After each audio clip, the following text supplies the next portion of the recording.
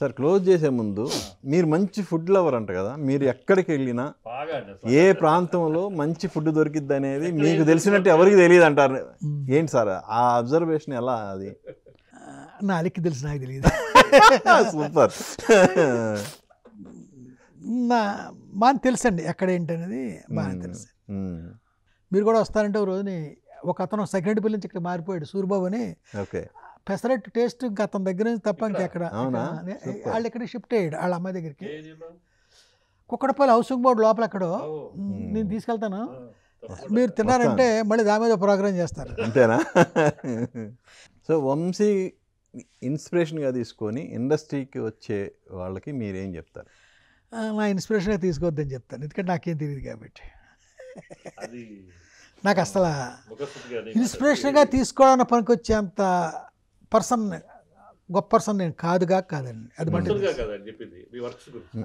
అదే పర్సన్ అంటే టెక్నీషియన్ని కాదండి. నేను ఎందుకంటే నేను తెలుసుకోవాల్సింది చాలా ఉందండి. ఇప్పుడు నేను చెప్పేది అండి, నాకు తెలిసింది నాకు చాలా తక్కువ అండి. తెలిసింది నాకు చాలా తక్కువ అండి. సో అసలు మీరు ఈ జర్నీ మొత్తంలో నేను ఇది చేయకుండా ఉంటే బాగుండేది అని ఫీల్ అయిన సందర్భం ఏమన్నా ఉందా? ఇక్కడికి ఇంటర్వ్యూ రాకుండా ఉంటే బాగుండేది ఇలాంటివి కదా. ఈ రాజా తీసుకొచ్చారు. చాలా మనకి ఇది చేయకుండా ఉంటే బాగుండు అనుకుని చేస్తుంటామండి పరిస్థితులు తప్ప ఇంకా కాదు. అలా అనుకుంటే రోజులో చాలా ఉంటాయండి, జీవితంలో కాదు. సో మీరు ఎటు చెప్పారు, నేను సాధించింది చాలా తక్కువ, సాధించాలి డెఫినెట్గా చాలా. అలా అనుకుంటూనే అంటేనే ఇవాళ నైట్ నిద్రపోగలుగుతాం. సాధించేసే అనుకుంటే ఇంక లేదండి. ఎక్కడికక్కడ ప్రతి క్షణం అవ్వాలండి. తను ప్రొడక్షన్ గురించి చెప్తుంటే నేను స్పెల్ బౌండ్ అయిపోయాను ఇవాళ. ఇందాక మాట్లాడుతున్నాడు తను, మరి ఎక్కడికక్కడ తెలుసుకుంటూనే పోవాలండి, నేర్చుకుంటాను అతను చెప్తుంటే. అలాగే ఈ టెక్నాలజీ సైడ్ అంటే సినిమా డైరెక్టర్గా, ఎడిటర్గా, కొరియోగ్రాఫర్గా, మ్యూజిక్ డైరెక్టర్గా, ఇలాగ ప్రతి డిపార్ట్మెంట్ గురించి ఎక్కడికక్కడ చేసుకుంటూనే వెళ్ళాలండి. ఇది మీరు అన్ని డిపార్ట్మెంట్లు హ్యాండిల్ చేశారుగా? చేస్తాను, అయినా చేస్తూనే ఉండాలి, అబ్జర్వ్ చేస్తూనే ఉండాలి, మారుతున్నాయి కదా, ఆ చేంజెస్ని గమనిస్తూ ఉండాలండి. ఈవెన్ మీరు లిరిక్ రైటర్గా కూడా అద్భుతమైన సాంగ్ రాశారు కదండి, అనుమానాస్పదంలో ప్లేబ్యాక్ సింగర్గా పాటలు పాడారు. అది మీరు అంత హిట్ అయిన తర్వాత వేరే సినిమాలకు మిమ్మల్ని అడగలేదు కదా? అలా కదండి, అడగడం పెట్టి మొన్న కూడా ఒక మ్యూజిక్ డైరెక్టర్ గారు అడిగారు కాదు. నేను ఈ పనులన్నీ సార్ బాగా గుర్తుపెట్టుకోండి, అక్కడ ఆ పరిస్థితిలో అది ఫిలప్ చేయడం కోసం నేను చేసినవండి. ఒక సినిమాలో పాట పాడాను అన్నారు కదా, ట్రాక్ సింగర్ రాలా, నెక్స్ట్ డే పొద్దున్న షూటింగ్, హీరో డేట్ పోద్దు లేకపోతేనే మైక్ పట్టరావా అని నేనే సెంటర్ చేసుకుని పాడిస్తే అది నెక్స్ట్ డే షూటింగ్. ఆ తర్వాత విన్నవాళ్ళు ఈ వాయిస్ ఎక్కడ బాగున్నట్టుంది అంటే, బాలుగారికి మించి ఇంకా వాయిస్ ఉండదండి నాకు తెలిసి. బాలుగారి ముందు ఘంటసాల గారు మహానుభావులు ఉన్నారు, ఎవరెవరో పాడుతున్నారు కదా, ఈడెవడో బాగానే ఉంది, అలా పాట పెట్టేశారండి సినిమాలో. ప్రొడ్యూసర్ ఏమో పబ్లిసిటీ బాగానే ఉంటుందని ఆయన ఉంచేశారు. ఇలాగ చేసినవి తప్ప నేను వాంటెడ్గా చేసినవి కాదండి. మీరు చెప్పిన అనుమానాస్పదాల పాట ఉంది కదండి, దానికి ఒక పెద్ద కథ, అది ఫోర్స్గా రాశాను, మొత్తం అన్ని వేటూరు గారు రాశారు, అదొకటి నేను రాశాను. అఫ్కోర్స్ అది హిట్ అయింది, అది వేరే సంగతి. నేను కావాలని చాలా మంది కాలర్ ట్యూన్గా కూడా ఉంది అది. అవునండి, పెట్టారేటండి. అది నేను కావాలని చేయలేదు సార్, దానికి అవి జరిగినాయి అంతే, ఇవన్నీ అంతేనండి. ఇలా చాలా చేస్తాను, తెలియకుండా చాలా చేస్తాను, పేర్లు ఎవరే వస్తాయి, నేను వెనకాల ఉంటాను, ఇవన్నీ ఉంటాయి.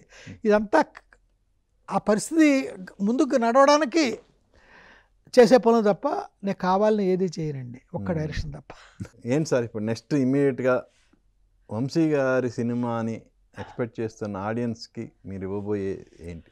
ఎవడో నా పేరు తీసేస్తే ఎవడో కుర్రగాడు భలే చేశారండి కొత్తగా దిగి అనిపించుకునేలాగా ఓ సినిమా చేయాలి, ఆ తర్వాత టైటిల్ వస్తుంది. అంత ఫ్రెష్గా యూత్ని అది పట్టుకునేలాగా నా బడ్జెట్లకి అలాగే లోలో చిన్న బడ్జెట్లు ఉంటాయి, వాటిల్లో అంత అద్భుతమైన సినిమా చేయాలని ఒకనొక తాపత్రయంలో ఉండగా ఇతనేమో ఇంటర్వ్యూకి లాక్కొచ్చాడు నేను. అదే నా ఫ్రెండ్ సుబ్బారావు ఒకడు, అది మట్టికి తను పిలిచాడంటే వాళ్ళ నాన్నగారు పిలిచాడు ఫీల్ అయ్యానండి. ఇప్పుడు చెప్తున్నాను యథార్థం. మా నాగేశ్వరరావు కూడా రావే ఇలా ఉంటుందండి ఆయన నన్ను. ఓకే ఓకే ఆ రాజా అలా పిలిచాడని అనుకుంటా. అందులో వాళ్ళ ఫాదర్ వాయిస్తాడు ఆ బేస్ అంతా. ఇంట్లో ఎవరికి లేదు, ఓకే ఇతను అక్కడ తప్ప. ఉమ్. సరే రాజా రా, వాళ్ళ ఇంటికి వెళదాము అని వచ్చాను. ఓకే ఫైనల్గా రాజా గారు మీరేం చెప్తారు? ఏమో సార్, నెక్స్ట్ మీ గోల్? డెఫినెట్గా మంచి సినిమా తీయాలని ఉంది సార్. ఎవ్రీథింగ్ సెట్ అయితే కరెక్ట్గా అన్ని సబ్జెక్ట్ కానీ ప్రాజెక్ట్ కానీ వైబుల్ ప్రాజెక్ట్ అవ్వాలి. ఓకే నేను అప్పటేమో నాన్నగారు రిస్క్ చేసేవారండి, ఇప్పుడేమో సినిమా ఇండస్ట్రీ గ్యాంబుల్ అయిపోయింది. రిస్క్ కాదండి. సో మీరు విక్రమణ లాంటి సినిమా మామూలు రిస్క్ కాదండి ఇప్పుడు. అవును, అలాంటి సినిమా ఇప్పుడు మనం ఇప్పుడున్న అంటే అప్పుడు ఆడియన్స్ మీద నమ్మకం ఉండేది. థియేటర్ సిస్టమ్స్ అవి కూడా మారిపోయినాయి కదా సార్. అవును, రెండో రోజు వరకు ఆగట్లేదు ఇది టాక్స్ పెట్టాక, వారం రోజుల వరకు మనకి టాక్స్ పెట్టైనా నిలబడేది ఒక సినిమా. శంకరాభరణం అంతే కదా. సో అలా ఆ రోజు లేవండి. ఫస్ట్ మార్నింగ్ షో తర్వాత సాయంకాలం నెక్స్ట్ షోకి తేడా వచ్చేస్తుంది. సో అవన్నీ తట్టుకుని దానికి అన్ని తగ్గట్టు తీయాలండి. అవన్నీ ప్లాన్ చేసుకుని ఆలోచిస్తున్నాండి. సో మీరు మంచిగా ప్లాన్ చేయండి, సినిమా చేయండి, మళ్ళా పూర్ణోదయ సంస్థ వైభవాన్ని మళ్ళీ తీసుకురావాలని మనస్ఫూర్తిగా కోరుకుంటున్నాను. వంశీ గారు మీ బ్రాండ్ ఇలాగే కంటిన్యూగా కొనసాగాలి.